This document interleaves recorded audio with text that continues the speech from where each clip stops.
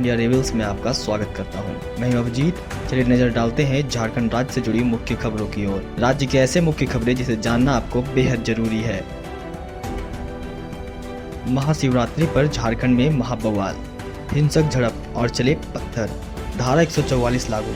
मामला पलामू जिले के पांकी प्रखंड का है। 18 फरवरी को महाशिवरात्रि है। तोरण द्वार बनाया जा रहा था। इसी तोरण द्वार को लेकर दो पक्षों में तनाव हो गया। बुधवार को विवाद हिंसक झड़प में तब्दील हो गई।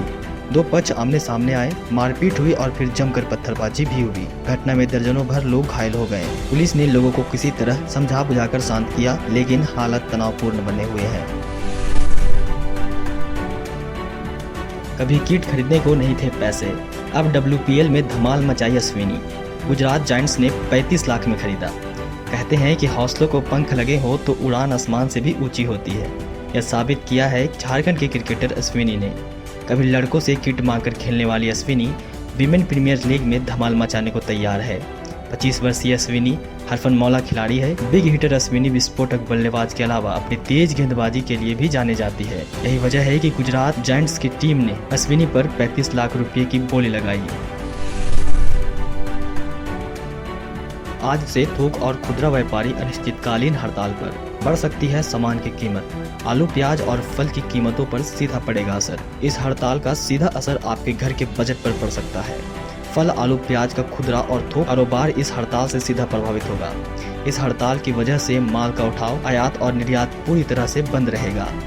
राइस मिल्स, फ्लोर मिल सहित अन्य खाद्य संबंधी मैन्युफैक्चरर भी अपने प्लांट बंद रखे हैं। जिला खदान व्यवसायी संघ ने बुधवार से बेमियादी बंदी की लिखित सूचना उपायुक्त और SDM को दे दी है। चलिए जानते हैं कि आखिर क्या है विरोध का मामला। झारखंड राज्य कृषि उपज और पशुधन विपणन विधेयक 2022 का कारोबारी विरोध कर रहे हैं। कारोबारियों का कहना है कि इसमें 2% कृषि टैक्स लगाया गया है। इससे महंगाई और बढ़ेगी। कृषकों को उनके उत्पाद पर मूल्य कम मिलेगा। किसानों की आय और घटेगी। उद्योग एवं व्यापार में कमी आएगी। राज्य में कृषि टैक्स प्रभावी होने पर कृषि उपज का व्यवसाय एवं उद्योग झारखंड से बाहर चले जाएंगे। राज्य के किसानों को इसका नुकसान उठाना पड़ेगा।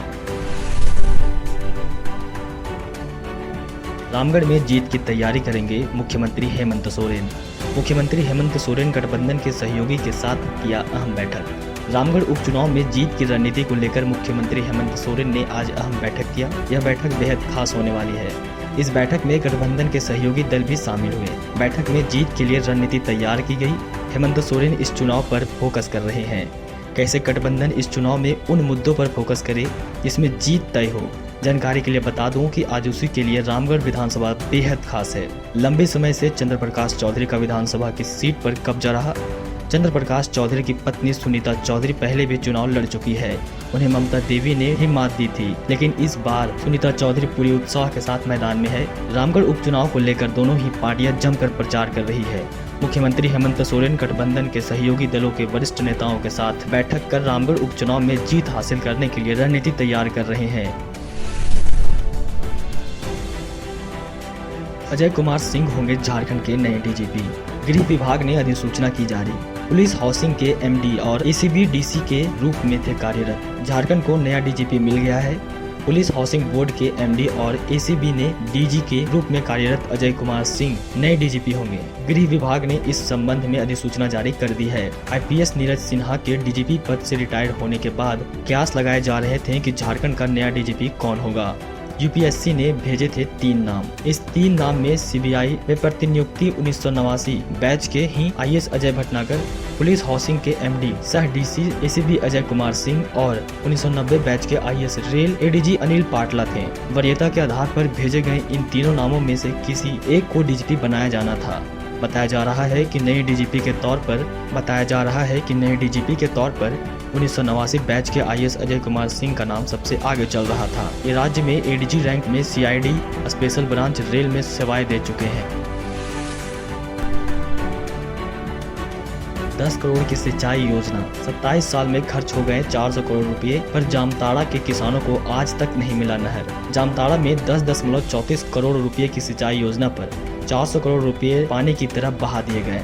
5 साल की योजना 47 साल से निर्माणाधीन है, लेकिन खेतों तक एक बूंद पानी नहीं पहुंचा। मामला झारखंड विधानसभा अध्यक्ष रविंद्रनाथ महतो के विधानसभा क्षेत्र नाला का है। 1975 में एकीकृत बिहार के वक्त नहर निर्माण की आधारशिला रखी गई थी। इसके बाद साल दर साल बीतते गए, सरकार बदलती रही। हर चुनाव में किसानों को नेताओं का आश्वासन भी मिलता रहा। ट्रायल के नाम पर सिंचाई विभाग देवघर से अजय नदी के सिकटिया बराज से समय समय पर नहर में पानी छोड़ने का दावा भी किया गया। इसके एवज में 47 साल से नहर निर्माण के नाम पर 400 करोड़ से ज्यादा राशि बहा दी गई है, लेकिन नहर में पानी नहीं बहा। किसान बोले, नहर में चली गई जमीन, पानी भी नहीं मिला, ऊपर से लगान देना पड़ रहा है। 10 दिन के भीतर रिम्स में खुलेगी अमृत फार्मेसी। मरीजों को सिर्फ सस्ती दवा नहीं, बल्कि 25 से 50% कम कीमत पर मिलेंगे सर्जिकल आइंस्टाइन। रिम्स में प्रधानमंत्री जन औषधि योजना केंद्र खोला गया था ताकि गरीब मरीजों को सस्ती दवाएं उपलब्ध कराई जा सके, लेकिन यह लगभग फ्लॉप रहा। कारण इस केंद्र में अधिकांश तरह की दवाइयां उपलब्ध नहीं रहती है। ऐसे में रिम्स में अमृत फार्मेसी अब वरदान बन सकती है।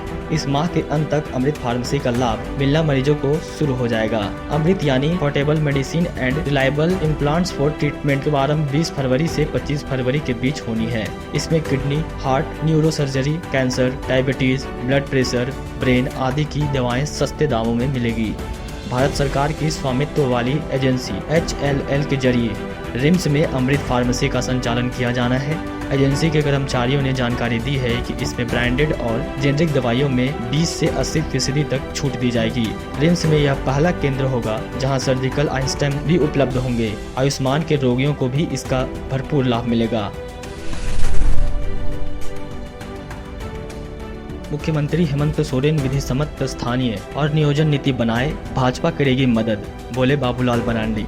भाजपा नेता बाबूलाल मरांडी ने कहा है कि सीएम हेमंत सोरेन विधि सम्मत स्थानीय और नियोजन नीति बनाए, भाजपा मदद करेगी, पर वे नियोजन नीति को लेकर दूसरों के कंधे पर बंदूक रखकर गोली चलाने की राजनीति ना करे। रामगढ़ उपचुनाव में गोला के संग्रामपुर की सभा में मरांडी ने एनडीए प्रत्याशी सुनीता चौधरी के समर्थन में कहा, भ्रष्टाचार में आखंड डूबी सरकार को जवाब देने के लिए रामगढ़ के लोगों के पास सुनहरा मौका है। कहा है कि अब अर्जुन मुंडा की सरकार में हेमंत सोरेन उप मुख्यमंत्री थे तो उन्होंने खतियान आधारित स्थानीय नीति बनाने की मांग को लेकर ही सरकार गिरा दी थी, लेकिन बाद में कांग्रेस और राजद के साथ मिल खुद सरकार बनाई।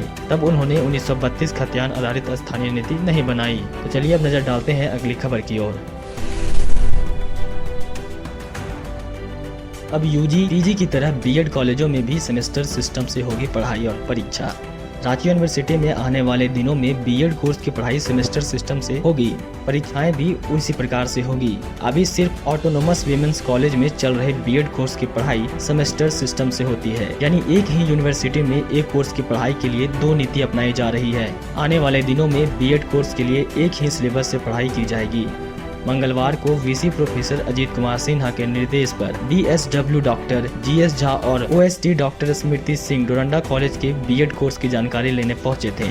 बीएड कोर्स के शिक्षकों ने बताया है यहाँ ईयर वाइज पढ़ाई और परीक्षाएं आयोजित की जाएगी। विवि अधिकारियों ने शिक्षकों को बताया है कि अगले सेशन से सभी कॉलेजों में सेमेस्टर सिस्टम से पढ़ाई और परीक्षा आयोजित की जाएगी, ताकि यूनिवर्सिटी के अंतर्गत चल रहे बीएड कोर्सेज में एक रूपता बनी रहे। Choice based credit system CBCS BEd courses भी लागू किया जाएगा। देवघर में धारा 144 लागू करने पर हंगामा।